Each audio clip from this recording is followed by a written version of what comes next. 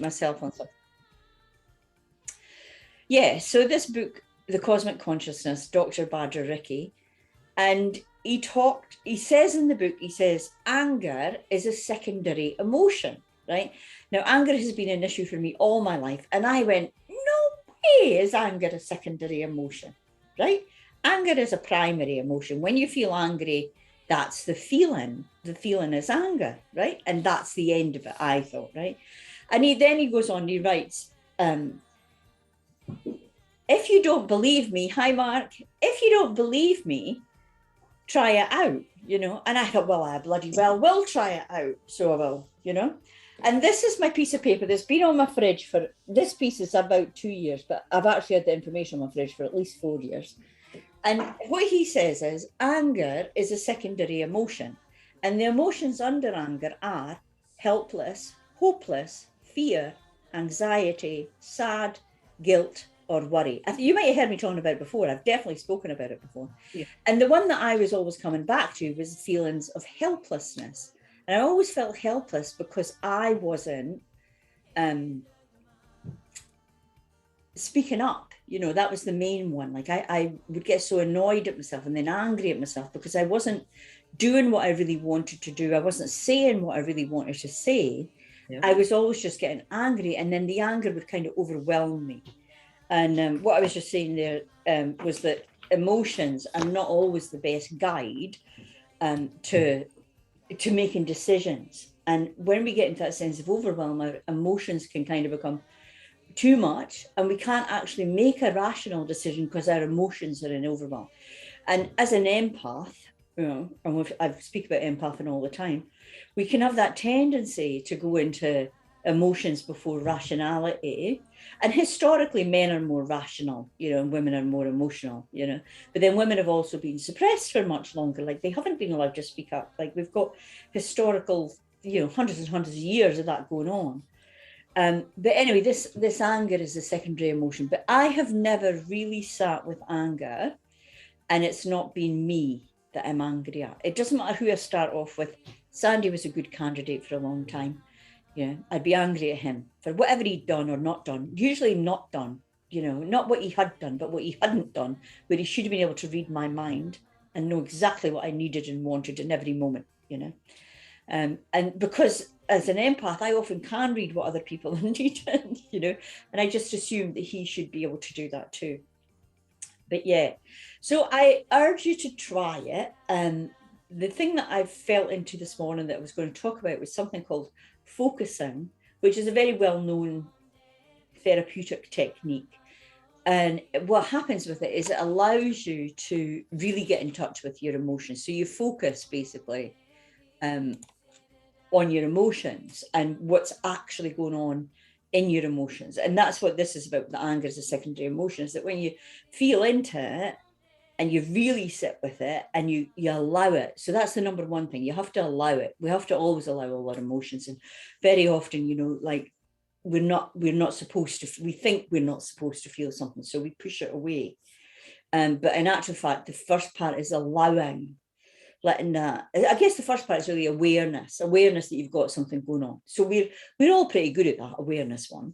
It can sometimes take you a wee while to catch up with yourself as to what actually caused you to be angry. And 4 hours later, you're marching about and you can't remember that earlier in the day, maybe somebody cut you off in a car or something like that, you forget. So awareness is the first thing, and then allowing is the next thing. And the third thing is action. So focusing would be the action, right? So you become aware that you're angry. You start to allow the feeling to come through you and let it become whatever it is, right? So it might feel like it's massive more anger, and then you just keep sitting with it. You keep focusing on it, allowing it, accepting it, allowing it, accepting it, allowing it, accepting it, until you can feel it either start to move or it'll start to dissipate, And if anger is a thing for you, and it has been a massive thing in my life, definitely I found that anger as a secondary emotion to be one of the most helpful things that I've ever done. So when I feel anger, I don't really accept that I'm just angry, that my feelings are angry. I always kind of go, okay, what's really happening? Where am I not being truthful? Where have I not got a boundary? And that was a biggie, you know, where have I not got a boundary? So that's really what anger's trying to show you. Because if you take the opinion that anger's trying to show you, that all emotions are trying to show you something, they're telling you something about you. They're not telling you about something about anybody else. They're telling you something about you. If you can take more and more ownership of that, you'll find that you can shift it better because your awareness will get better, you know. So, yeah. So, yeah, Karen, unmute yourself and ask. Can I just add on? So now it's coming back to me because I've just had a look at some of my notes, and it must have started on Thursday, because on Thursday I wrote allowance, acceptance, allowance, acceptance. And here you are, you know, teaching this. So like, just a little divine intervention. I'm feeling it. Yeah. So the third step, add to your notes, action. Action is the bit that we need to take. And action is not necessarily like you go out for a run, which I know is one of your things. I mean, that's a healthy way of dealing with emotions, but not to the detriment of if you just run it off and actually don't, you know, actually work it out. So awareness, allowing, acceptance, action. There's probably, that's my 4 steps, I would say. Okay. Yeah. You. Anybody else got any questions?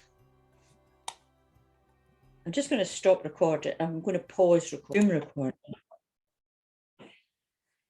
Yeah, so it's a great thing to work on. It will just serve you so well if you can get through some of it. Honestly, it just changes your life, you know. And you start to see that step of when we get angry at somebody else, right?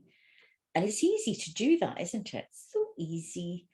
But we're going into blame, right? And if you know how we sometimes talk about vibration, you know, and how keeping your vibration high is a thing. So just now I hear a lot of people blaming the government for their actions around COVID. You know, that's sort of across the masses sort of thing. And I'm not making any comment on that. It's just something that I'm noticing is in the sort of the people are talking about blaming the government. But blame, the opposite of blame. So the low vibration, blame is a low vibration where we're not taking responsibility. So the high vibration is responsibility. So if you apply that to things where you're thinking it's somebody else and you go, okay, who am I blaming? Why am I blaming them? Then you can see that actually, where are you not taking responsibility? You know, and one of the things when it comes to that awareness action thing is that not taking action is an action. It's an action of itself, right? And that can be quite hard to live with. But when we take easy action, when we take like when we take like a trajectory of never doing anything about anything, you know, in the beginning, that's the easier trajectory. But as we go on with that trajectory, the thing of never taking action actually becomes more difficult. Whereas in the beginning, taking the difficult action is harder, but over time it creates more ease because you're consistently taking action towards how you want things to be. You know, so if you, I mean, like I would include myself in this 100%, but you know, when there's stuff going on around the world, I'll often pray or send love and that kind of thing, but I don't necessarily like take action, like in terms of sort of speaking up about something that distresses me, or, you know, I don't always take those actions because in my psyche, I don't want to be seen. I don't want to be seen to have that opinion. I want to be seen as neutral, and often I'm not neutral at all. I'm actually quite opinionated, if you like. But I don't take action, and that not taking action would be similar to like having this COVID thing. You know, like did we as the general public speak up enough about when we thought all these strange testings were going on? And you know, we've known there's weird stuff going on, you know, but we take non-action. So it's not to blame anybody, it's just to show what we do, and particularly that herd mentality of what we do is that we think, oh no, I won't speak up, why me? Like I'll leave it, we'll leave it to other people, you know. And it's a thing it's quite ingrained for us as masses. There's loads of studies done on it about how we will agree with somebody else. There's this study done where, so it started out, these people were sitting in a doctor's surgery and somebody rang a bell and this one person stood up, right? And then sat down again, right? So he was in on the experiment. And then the next time the bell rang, he stood up and everybody just was looking at him, and then he sat down again. And then the third time the bell rang, the other people in the waiting room stood up and then they sat down again. And what they did was, so they kept doing that over a period of time. This was the experiment. And over time, what happened, everybody that would come in would start to stand up when the bell rang. And then the original guy left. But of course, by then there was more people in the room that had gotten used to standing up when the bell rang. So everybody stood up when the bell rang. And then over time, none of the original people were in the room, but everybody stood up when the bell rang, because it had become ingrained that when this bell rang, that was the thing to do. They didn't know why they were doing it.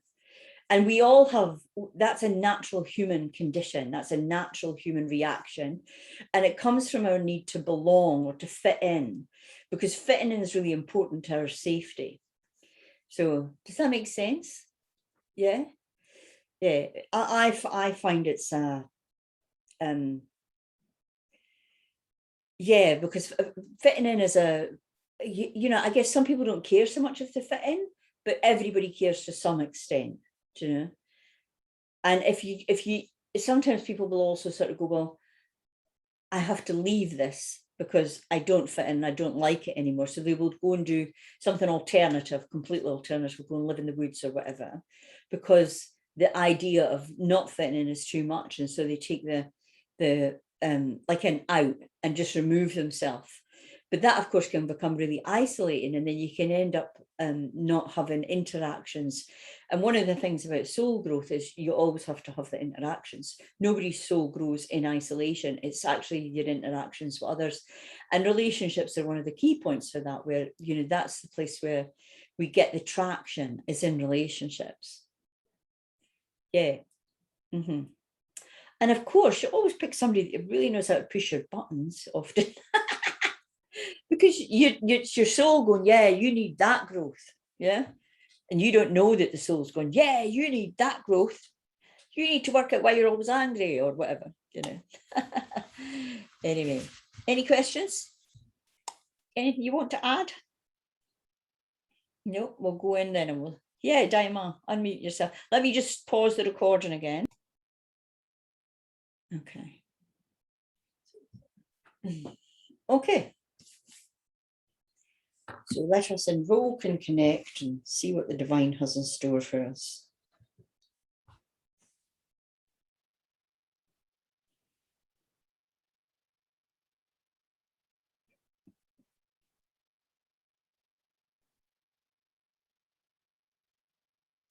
So just focus in your head.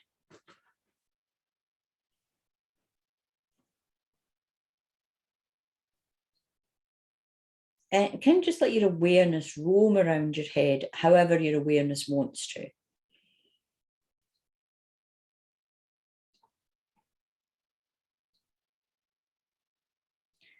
And as you let your awareness just roam around your head, just start to focus on your breath a bit.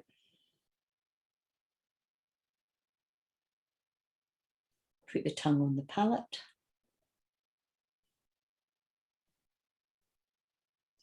And just have your hands in an open, receptive pose, however that feels good for you.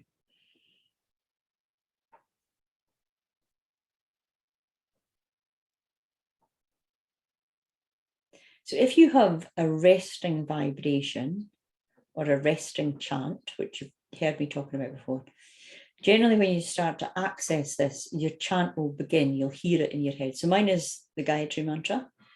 And whenever I get into that space, that's what happens, is I can hear the Gayatri mantra chanting in the background of my head.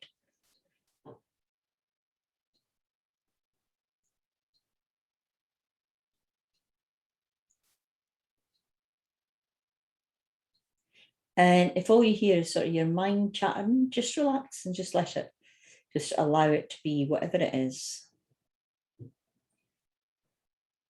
Just allow it to do its chattering. And then bring your focus in. So remember, the head is the mind. The mind is up in the top of the body in the head. So then just bring your attention into your heart.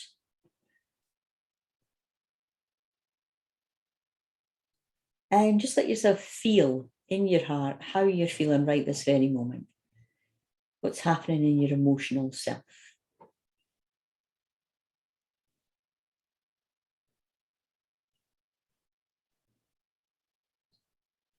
So sometimes the emotions are kind of being fed from other parts of the body. And one where it's often very fed from, it kind of keeps it very full sometimes, is the solar plexus. The solar plexus is our sort of sense of self in a way. So if we have low self-esteem, or we're angry, or we get really distressed or upset about stuff, our solar plexus reacts and it sends pulses, really energies or emotions, sends them to the heart, and then we can get upset, distressed, sad, and we'll feel the emotions. But often it's a result of the solar plexus reacting to what's happening in our outside world. And our solar plexus is very attached to being right. It's very attached to making everybody else wrong. It's very attached to blame, shame, guilt, irresponsibility, pushing other people away. It's the tricky one, the solar plexus. But it's also the seat of our courage and our sense of self. So it's a really important chakra to come to terms with. Our inner child often has access, and we often retain ancient kind of historical evidence of deeds that have been done against us, and we gather the evidence, and the solar plexus holds on to them all, and it then sort of repeats the pattern. So if something happened to you in childhood, the solar plexus will often then sort of gather evidence that, and I've told you before about my daughter's issue with abandonment, where I was standing right next to her, and she had this huge piece of, nobody loves me, I'm abandoned, and I was literally standing right next to her saying, sweetheart, but the solar plexus was enraged. And so when those kind of emotions come upon us, we basically can't hear what other people are saying. We sort of go deaf, dumb, and blind to what the other person is saying, and we move into that sort of space of I'm right, they're wrong, they're to blame, I can't cope with this, however it arises for you. And there's nobody that it doesn't arise for. It arises for everybody.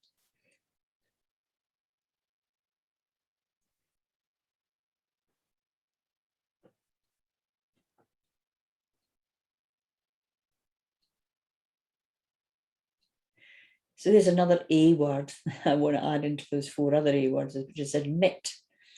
Admit it's something to do with you.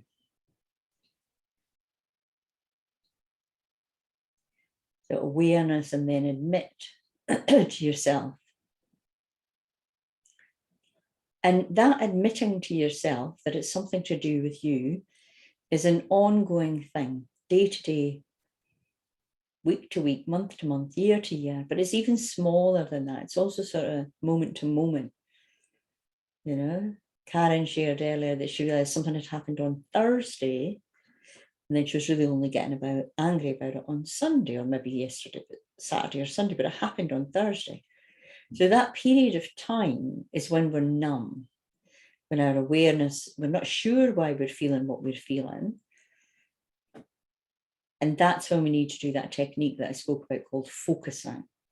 And focusing will bring you into the heart of the issue. Very often you will remember where your initial upset was. When I first started doing this work, it used to take me like months and months. Like I could be numb for months before I would look back and go, you know what, it was when so-and-so did that 3 months ago that really triggered me. And so like Thursday to Sunday is not bad at all. you know. The more we can bring our awareness to it, the more we focus on our awareness, which is why meditation is a strength.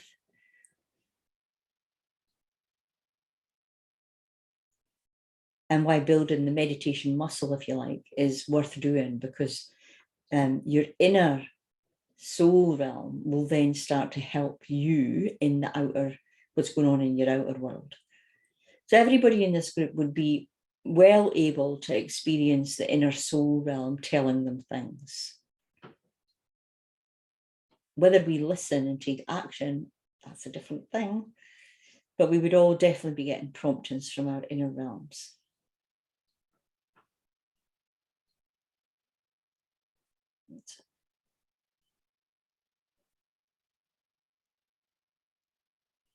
Just bring your attention to the heart and allow that emotional connection. These are also sometimes called seeds of consciousness. Yeah. And in truth, they're sort of the way that the soul remembers things, life to life.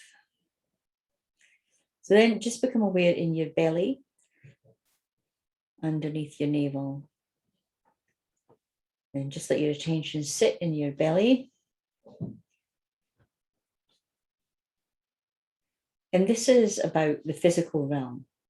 So you've heard me talking before about how the navel chakra is like a ninja, and it's super fast, and it is the place where we need to have boundaries. And quite often we don't have good boundaries, men and women. And we can become too agreeable, people-pleasing, enabling, however you kind of contemplate it, it's all there. So just being aware now of the energy in the navel chakra. And so the navel chakra is kind of evaluating in a way where our boundary needs to be. Is this good for me? Is this bad for me? Ought I do this? Ought I not do this? But sometimes, especially when the navel chakra has been compromised, the navel chakra will, we won't catch it quick enough. It will already have moved into its defense mechanism. We spoke about this a few weeks ago with fight or flight, freeze or fawn.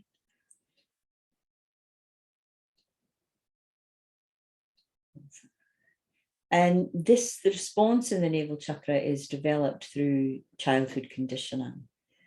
And it goes on, but mostly it's childhood conditioning. So if your infancy was not safe, it'll be a lifelong issue to work on safety, feeling safe within yourself. And the way to feel safe is you have to have good boundaries. When you don't have good boundaries, you'll blame other people, think it's their fault, and you'll get angry a lot. I do believe I have some expertise in this. Okay. So now that we've got those 3 points activated, the hara, the heart, and the head, just let yourself just relax into it. You might feel tingles. You might feel your antakarana sort of widening or opening or receiving. I was listening to a discourse by Sri Shakti Amma last night, and just being aware of, to hear the divine, you have to be receptive. I was contemplating it around puja and how for our Western minds, it can be quite difficult to get your head around puja, because it's difficult to, when we don't have all of the training and understanding of what's happening between the inner world and the outer world, we're just kind of watching some funny ceremony, So our Western minds then want to evaluate what's happening, what's this, what's that milk being poured for, what's this, what's this, what's this. Whereas in order to be receptive to the energy of a puja or the energy of the divine, however you are in contact with the divine, you need to be receptive. So I don't know if you've heard that saying that, when we pray to the divine, we're asking for what we need to help us. And when we meditate, we're listening for the answer. So just being aware of your own state of meditation right now, where you're at. Be aware of any voices or critical thinking in your head. That's it. Just let yourself just allow. allow, accept. Keep your awareness on your inner state.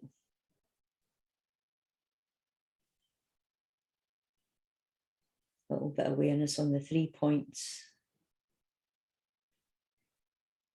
And then just being aware as we call on the Supreme Being, Divine Mother and Divine Father, our souls and our divine selves. We call on beloved Sri Shakti Narayani Amma. We call on all of our teachers, guides, saints, and friends in the spiritual hierarchy who love us unconditionally. And we ask that we be clear channels for divine light, divine love, and divine inspiration.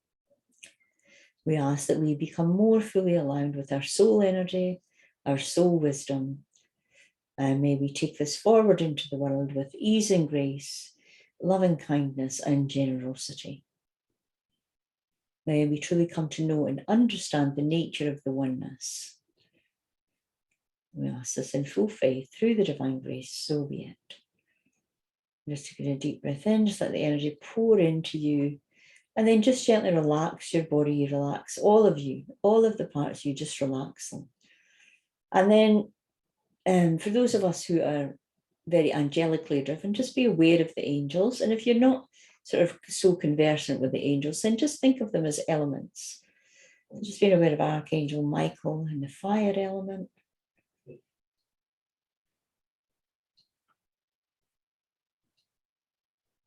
Being aware of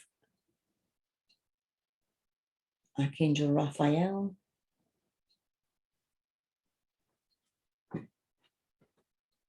And the element of air. Archangel Gabriel. The element of water. Water's emotions, just so. And being aware of Archangel Uriel and the element of earth, groundedness, practicality. And just imagine these 4 elements or angels are sort of around you, in front of you, behind you, and to either side of you. And just let them kind of be present for you, and just you be receiving of them. Just being receptive to them. So sort of just being neutral as you can, you know.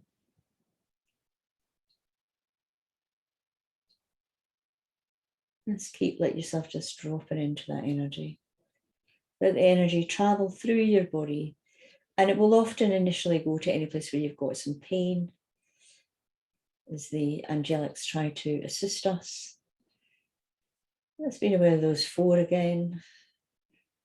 If you never remember any names of any other archangels, don't worry, those 4 will be enough. Just going to add another 2 though. So just being aware of Archangel Metatron above you, and Archangel Sandalphon sort of coming up through the earth, reaching up and stretching towards Metatron.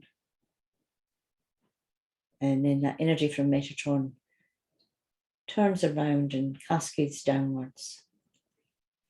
You push it up towards Metatron and then cascade it down towards Sandalphon.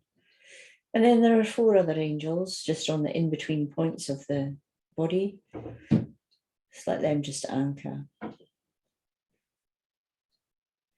And this, bringing in the angels and archangels like this, it's a symbology that creates an actual symbol.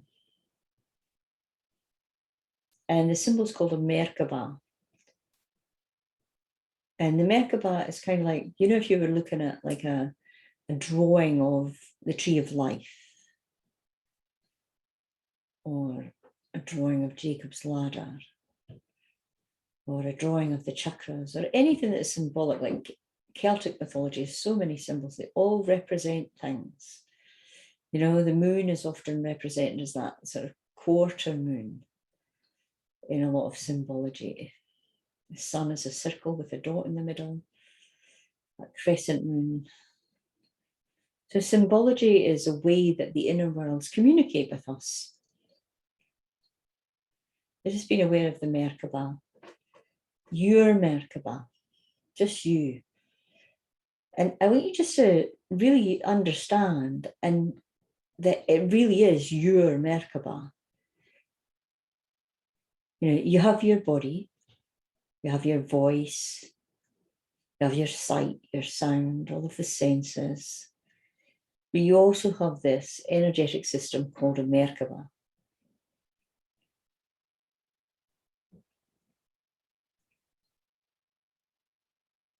And the Merkaba it's sort of like a vehicle. So our body is a vehicle in the physical world, and the Merkaba is a vehicle in the energetic world, in the inner worlds.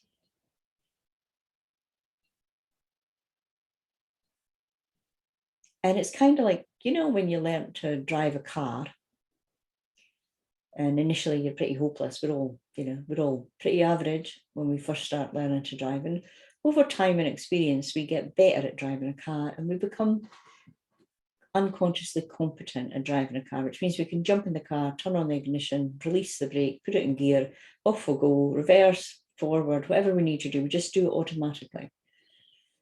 And so when we're building the Merkaba, and we practice building the Merkaba, and you've all been practicing when you come to Satsang for sure. When you practice building the Merkaba, you get better at driving it. You get better at directing it where to go. So for me, the place I would most often drive to, if you like, would be the feet of Sri Shakti Amma. Now, for you, it might be something completely different. Like you might have a tree that you think of in nature, and when you're relaxing or focusing, you might go to the base of the tree. It's not so much what it is, as knowing where you want to go.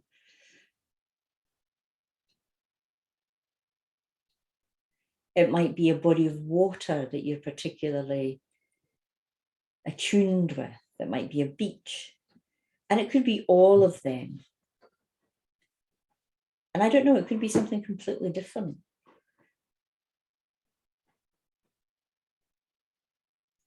But wherever you find that principle of being connected, of knowing that you're more than your body, your mind, and you're all of this, that part of you, just allowing. I want you just to stay kind of, I think you're parked in your Merkaba. You've got your handbrake on. And you're just kind of going to get out like a map of where you want to go today. You're just going to sit still in the Merkaba, your vehicle, for a little bit of time until you can sort of see more clearly where it is you need to go.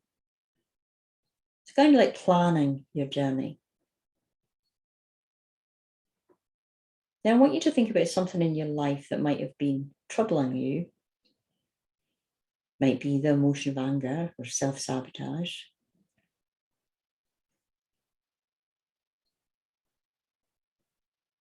Might be feeling that you're not good enough, or you don't belong, you're not lovable enough, that you need to do something to make people love you. So the divine loves you all of the time without ever ceasing. Sometimes we receive conditional love and we get used to having to meet all of the conditions in order to feel loved. Sometimes we don't really feel loved at all because we're trying to meet too many conditions. Whereas if we can just drop into this, we will know without a shadow of a doubt that we're already loved. And that we don't have to do anything to be loved. It's just all our own choice. We might be somebody that likes to learn and grow. We might be somebody that likes to have a lot of fun. And providing we're not harming anybody else, it's all good. So let's focus. That's it. Just coming back to whatever you've had going on in the past week or two. And just see if you can also just be aware perhaps of a pattern of something that you do. So it might be feeling anger. We've already spoke a fair bit about this, but we create a system. So something happens, we blame the other person.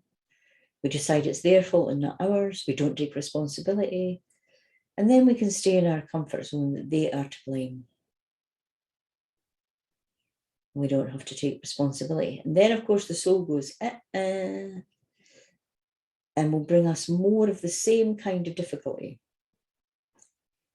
And you'll find that if you change relationships, you have the same difficulty. If you move house or you move countries, or you still have the same difficulties because it's with you. Just let the energy just come through. There's a little bit of, let's call it accidental blocking.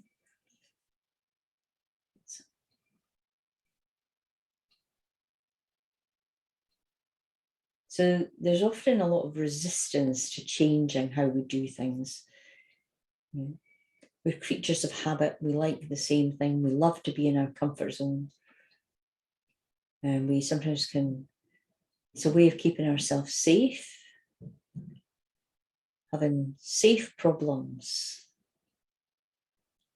that keep us stuck where we are, and we don't move on. We don't know how to deal with our anger.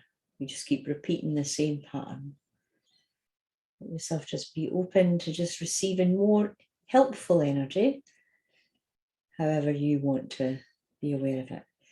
So we're going to listen to the Mula Mantra for a little bit. And this is, so the Mula Mantra is Om Sarva Mangalam Mangale Shive Sarvatha Shadhike Trayambake Gori Narayani Namostate. So I'm not expecting you to remember that. I'm just telling you the words so that you can, and basically what it is, it's calling the divine to you. So it's a Sanskrit chant. And in my consciousness, it calls Shakti Amma towards me. But in your consciousness, it might call a different part of the divine, but it's all the one divine. So it doesn't really matter whether you go through one route or another. It doesn't really matter. It's just calling the divine towards you. And in our inner worlds, we're always super efficient. So we'll always go to the best and easiest way to connect to the divine. And just being aware of it. And pray the mantra.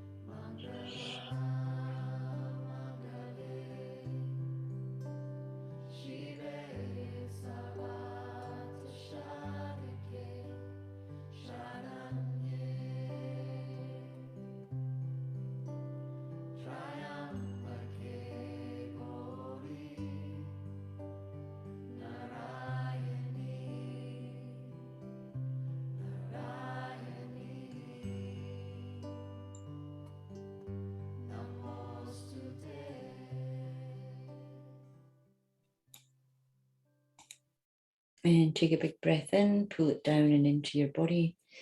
And let the energy from that chant just kind of spread all through you from the words and the vibration of the chant. And let it just flood through you. And just being aware of your own nature, your sort of your behavioral nature. So everybody is entirely unique in this. And we sort of create within us an environment that is the one that we think is the best for us. Unfortunately, one of the things with this environment that we create is we started creating it before we knew very much about the earth plane. So we started it when we were very young and we carry on with it. So we just have a little think about the stages of childhood, what it's like for a baby. So when babies first come into the world, they are 100% reliant on their caregivers. And that's how it should be. And the caregivers take care of all of the baby's needs. And then the baby kind of comes to an ability to be able to do some things for itself. The baby learns to walk, feed itself, toddle about. And then we reach sort of the terrible twos time, and the baby becomes sometimes quite rebellious. They want to do everything for themselves. They don't want anybody to help them. They want to feed themselves. The food goes everywhere. But eventually they get the hang of that, feeding themselves, and they get the results. So they get the food into their mouth, or they learn to walk, and they become quite good at things. We then move into a stage where they have a degree of independence because they can do things for themselves. And we don't need to keep feeding, or once the baby has mastered something, we don't need to keep doing it for them as their parents or their caregivers. The baby just becomes more and more self-sufficient. But unfortunately, in some places within us, this pattern repeats. So we can be reliant on others. And this is often where this blame and responsibility part comes in. So we're reliant on them, and if they don't do exactly what we expect them to do or want them to do, we blame them because we are reliant on them. Then we come to the next stage, which is rebellion. And there's two parts to rebellion. There's functional rebellion, rebellion that gets us results, and there's dysfunctional rebellion, which doesn't get us the results that we actually are after. So we need to be very clear about the results that we want. And we need to consider whether things like, what are we doing with our will? How stubborn are we being? How much allowing are we interacting with when we're with other people? How much acceptance do we have of other people's value? Or do we think I'm right and they're wrong, which is another rebellion? Do we rebel and then rebel and then rebel again? And is rebelling getting us the results that we want?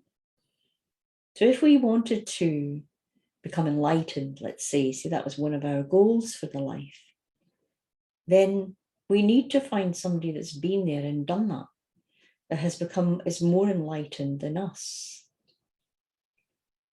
And that, of course, is the job of a guru. You just think about Sri Shakti Amma, however much you know about Amma, and just let yourself just tune in to Amma's energy. So for me, the energy of Amma is just all-encompassing love. There's nothing else. It's just complete love and devotion. Another way for me to find that love is to just think about nature or be in nature.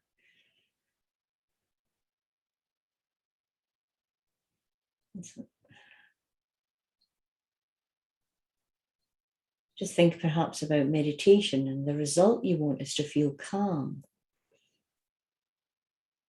Say you decide you're not going to call on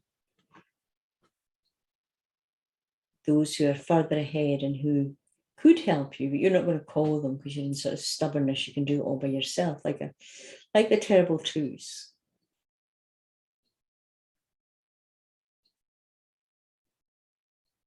But when we truly understand the divine inside, then we have the next stage, which is reciprocity, where we are devoted to the divine and the divine is devoted to us. That we build our energy field in a way that the divine can connect with us more easily. Through our effort connecting with the divine begins to connect with us more, like we can draw in more quantity of divine. One of the things of entering the Aquarian age is that the possibility of growth is way greater than it was in the Piscean age, which was all about individuality. Whereas the Aquarian age is all about groups, all about collectives and cooperation, collaboration. Let's be aware of that part of self that might be a little bit in rebellion or a little bit in stubbornness. So stubbornness is a form of rebellion.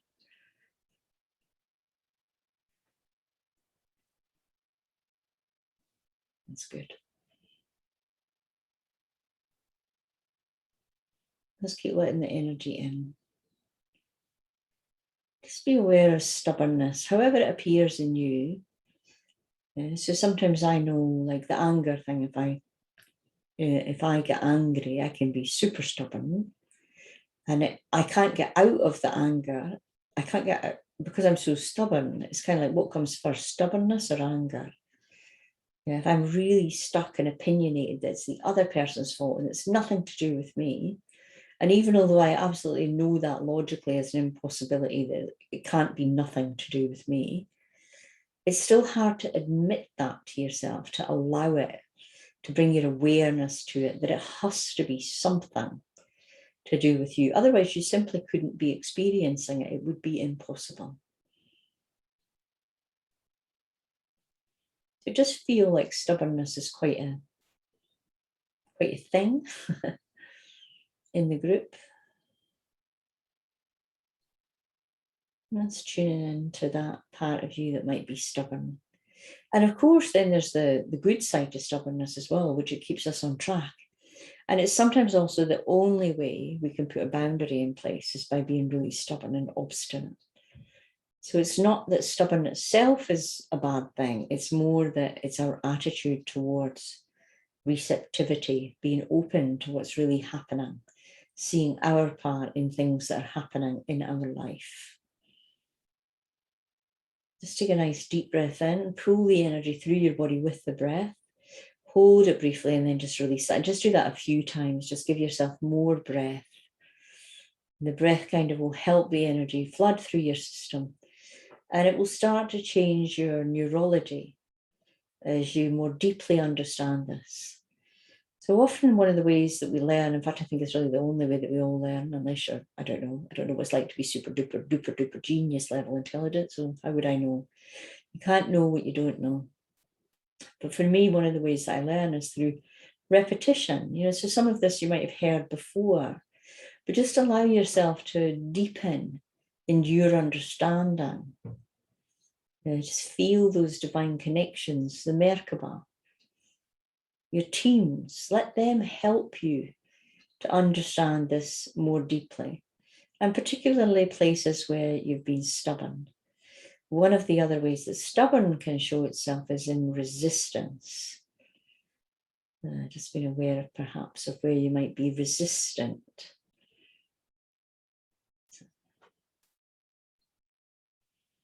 Nice. Just breathe in through the crown, release through the ajna. Put the tongue on the palate if you've dropped it. Breathe in through the crown, release through the ajna, and all through all of the head. And just, you can say it softly outside, or you can just repeat it internally. I release all bands of energy that are holding me back, keeping me stuck, in patterns of rebellion. I release all bands of energy that keep me stuck in patterns of rebellion. I give myself the choice to have freedom, to bear witness, to expand in order to understand my daily life in a more significant way through connection to my soul realm. Just breathing in from above and just expand all around the head. And bring the energy down, release through the navel and release any stubbornness. And whilst you're in the navel chakra, just be aware of any place you need to set a better boundary. So some of the boundaries that I've been working on, which are really quite simple, is that going to my bed earlier, it's going to be a boundary, and not watching so much television, which is also a boundary for me. Now, of course, there are way harder boundaries than that. But just to share with you some of the simple ones. These are sort of like, these boundaries are sort of like promises that you keep to yourself. Promises that you make with yourself, standards that you set for yourself.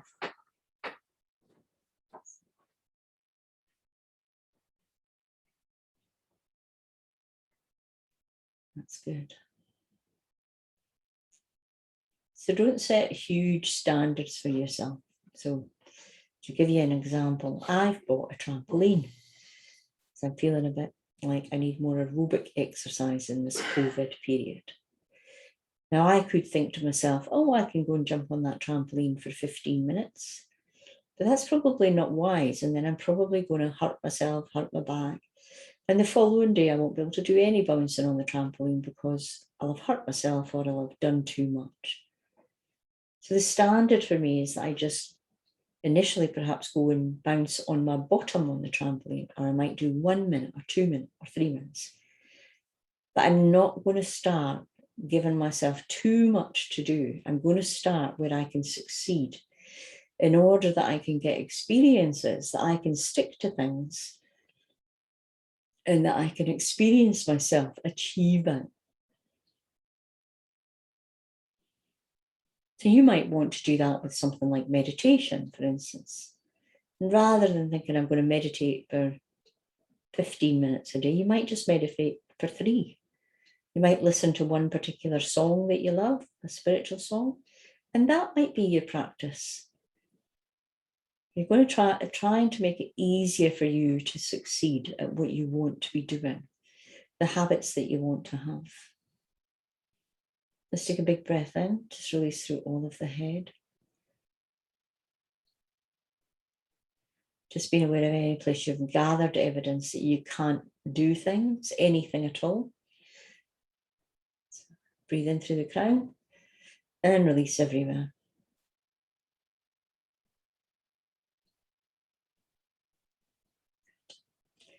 So we're going to have another song.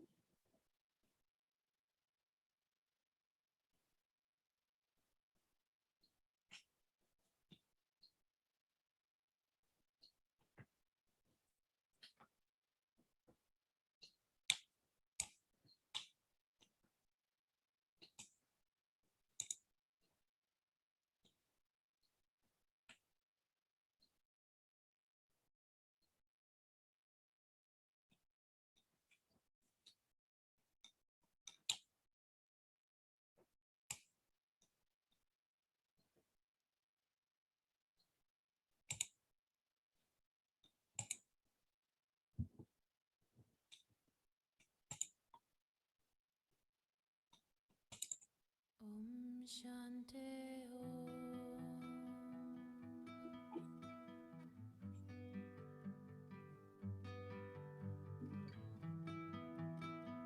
Om Shanti Om.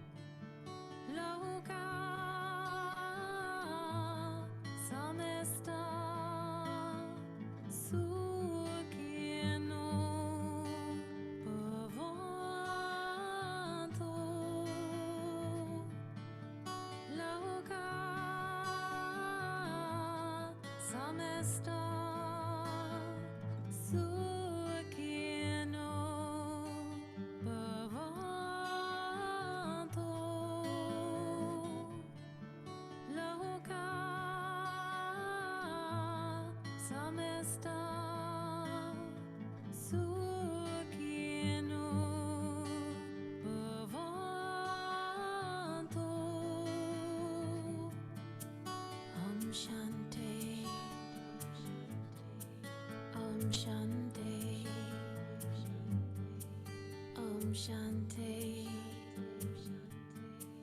Om Shanti, Shanti, Om Shanti, Om Shanti, Om Shanti,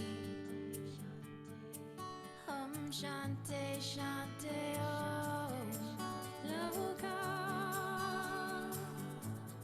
Samista Sukhino Bhavantu Loka Samista Sukhino Bhavantu Loka Samista Sukhino Bhavantu Loka Samista Sukhino Bhavantu Om Shanti, Om Shanti,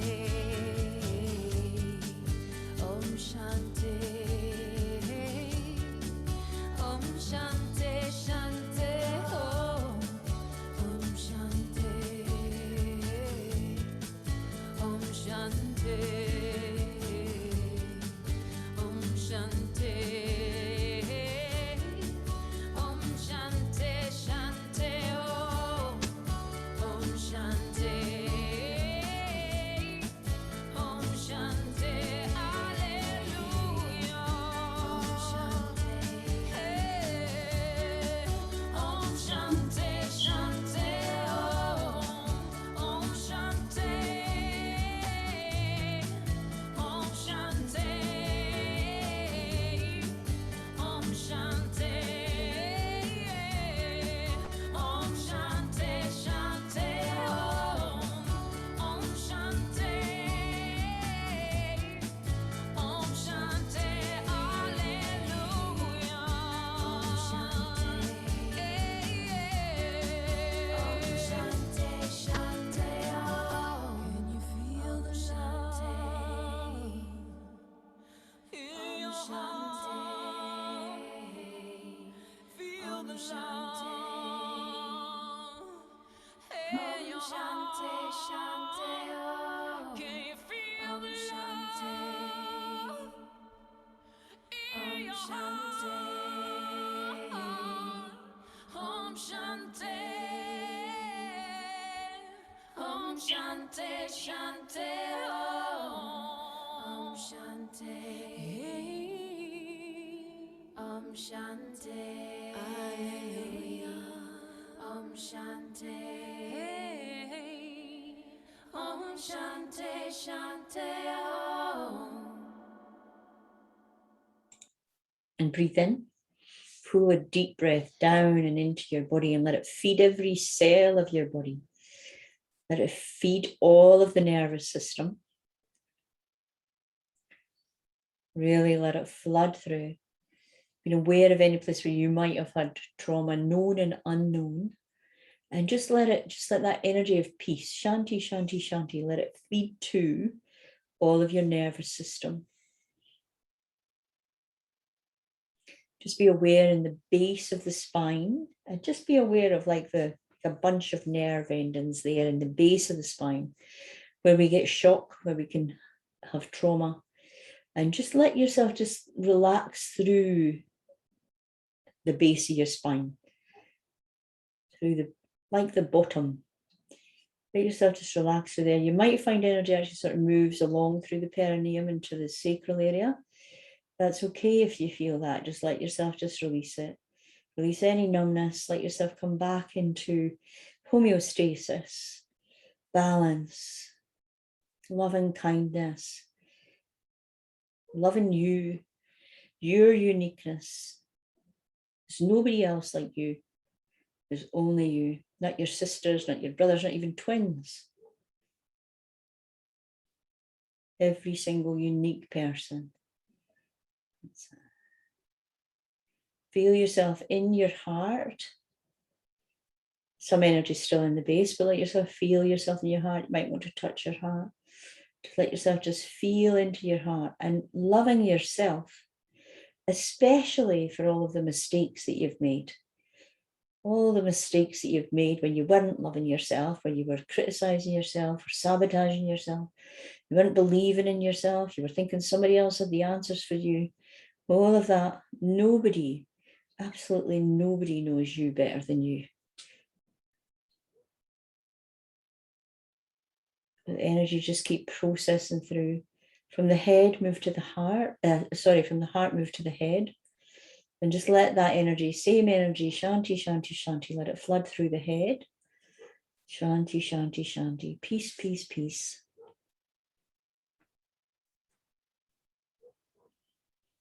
And just being aware, however aware you are of Sri Shaktiyama. If you're not really aware of Shaktiyama, then just think about somebody that helps you. Could be me, could be, I don't know. There's lots of spiritual teachers, isn't there? Could be Master Choa, one of my favorites. Now, I want you just to allow yourself to receive blessing. So being receptive. So I don't know if you know that Emma's been doing a practice for 108 days, finished on Friday, to help all the people of the world and to help the COVID situation. And so Emma's been calling Kali, that ferocious Durga energy that cuts through Maya.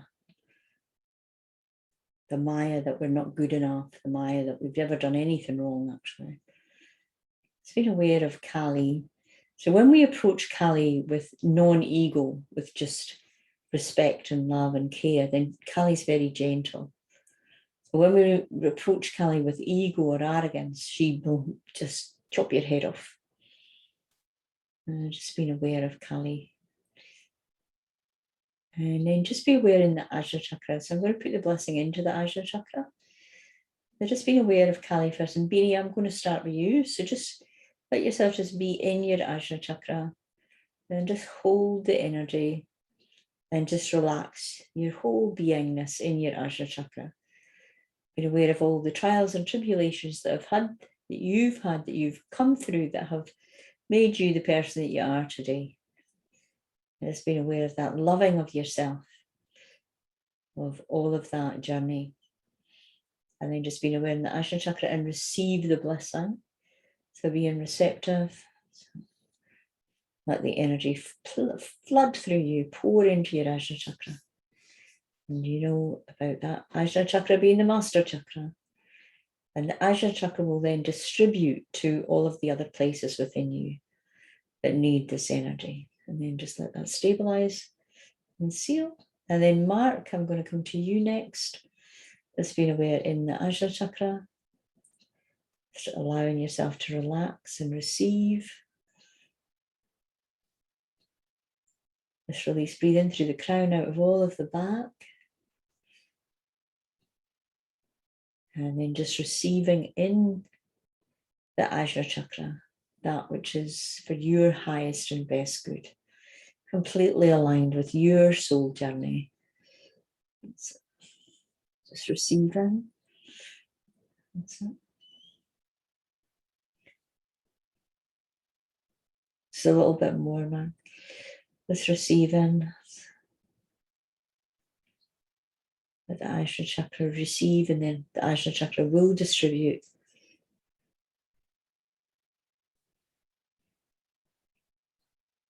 And then sealing and stabilizing.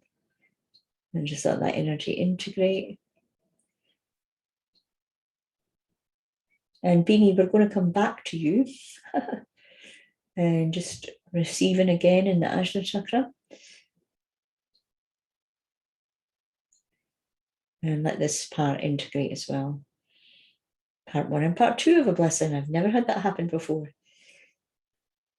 So just receiving a bit more. That's it. Excellent.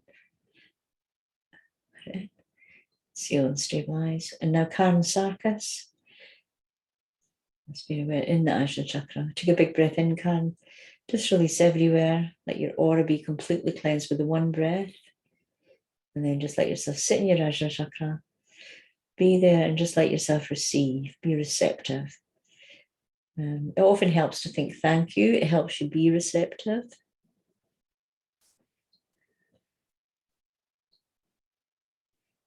Shanti, shanti, shanti. Let it flood down through the body. Seal and stabilize. And Callan, let's be aware in the Ajna chakra. This opening. And just being aware of all of your journey and all that you've been through that has made you the unique you that you are. Just being aware of your sense of humor and your fun nature.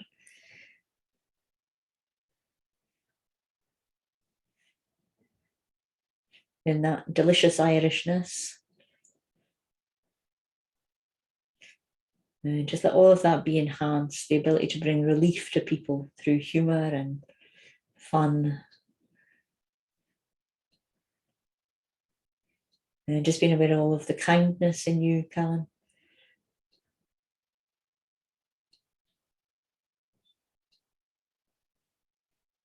And just let it activate even more for yourself as much as for others. Kindness towards yourself, and then kindness towards others. Stabilize, stabilize, stabilize. And Laurie, focusing in the Ajna chakra. Breathing in through the Ajna chakra. Just let your whole energy field expand.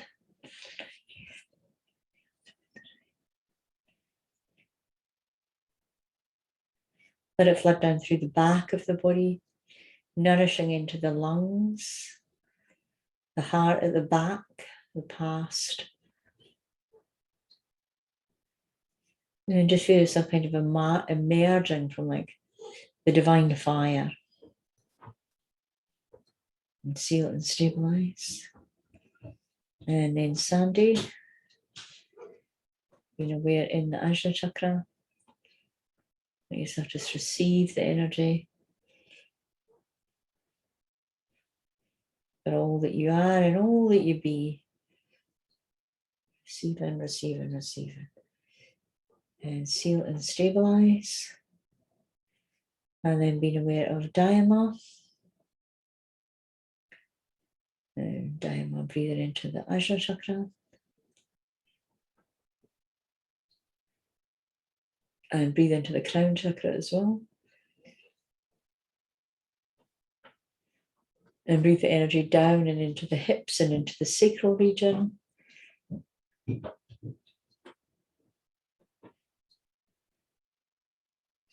And just let it just flush through all of the hips and sacral region.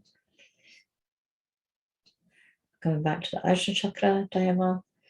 Focus in there, just receive again.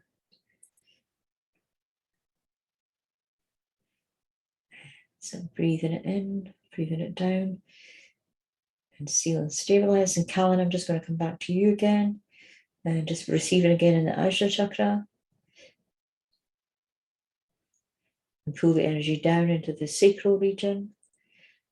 Let it flood through. Excellent. And just let your whole entire energy field stabilize. Be aware of the Merkaba. And all of the archangels holding that sacred geometry in place for you.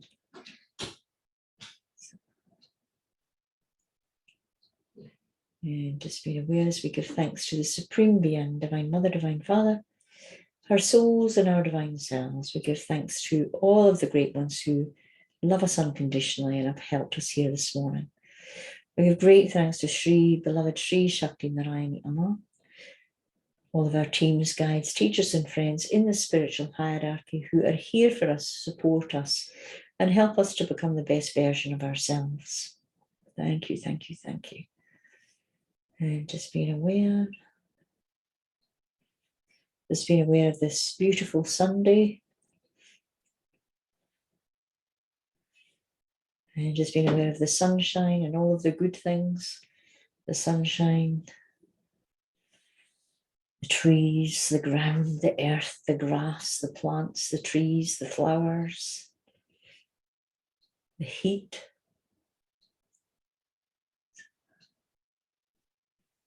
And just being aware of the rain and the storms that we also get. And the lusciousness of all of that thunder and lightning. Let's be aware of the breath and the air that we breathe. And be aware of the earth. Let yourself go all the way into the fiery, molten center of the earth. So you're sort of standing on the edge of that burning fire. And just be aware of Mother Gaia. Just sort of bend your head, kneel down in front of the magnificence of this planet. And the spirit that energizes this planet, the massive Logos that energizes this planet, being aware of the Logos that energizes the sun, or the spirit of the sun. And just let yourself just receive from the sun, the energy of the sun. Om Bur Bur Vahasvaha Tatsavitur Varenyam Bargode Vasya Dhimahi Dhiyo Yona Prachodaya. Breathe into the Ajna. Just receive the Gayatri mantra into the Ajna and then let it seal and stabilize. As we give thanks to the Supreme Being, Divine Mother, Divine Father, our souls and our divine selves. We give thanks for each other, for this community, and for this ability to come together in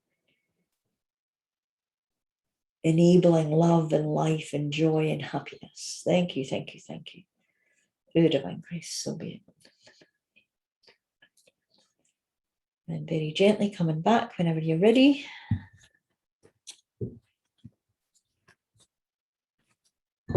Have a wee drink. That'd be a water or milk or juice or something. Not the odd whiskey or any of that kind of drink.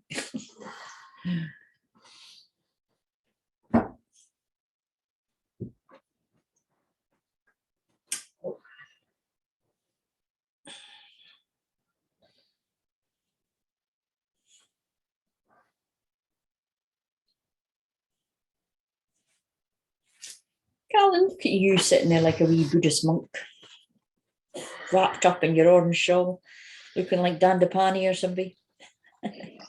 Far from a Buddhist monk, I am.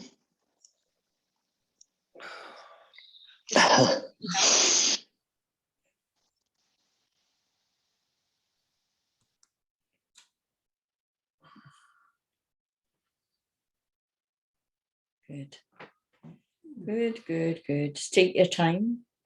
We've been quite far out. Okay.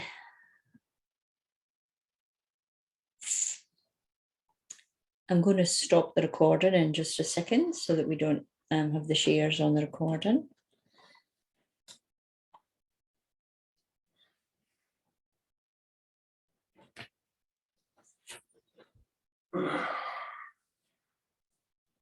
Sandy looks a bit zonked.